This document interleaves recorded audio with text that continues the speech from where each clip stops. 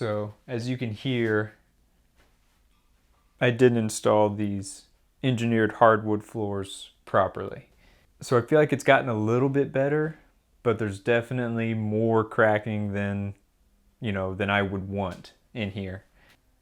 So when I installed these, I went around the room with I guess I should have used an 8-foot level, but I just had a 4-foot level because it's a pretty small room, and so I just went around with the level, and it didn't seem that unlevel.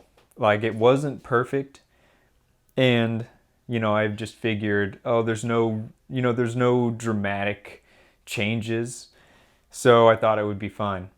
Anyway, so I should have known that those little bitty changes and differences were going to cause this floor to just have a little bit of play, and cracking was just going to happen.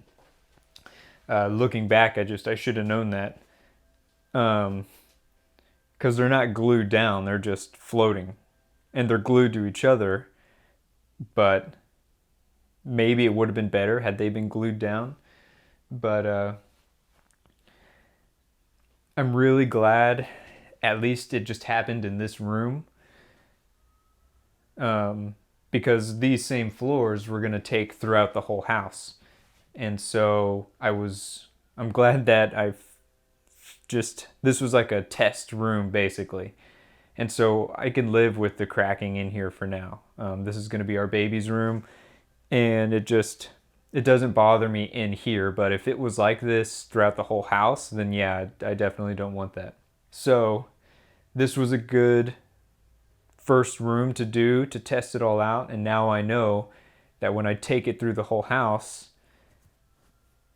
I know, for one, I'm probably going to do some kind of liquid leveler throughout the whole house, everywhere that this flooring is going to go, and just get it as perfect as possible.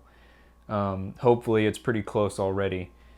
And then I think gluing them down is going to make a huge difference.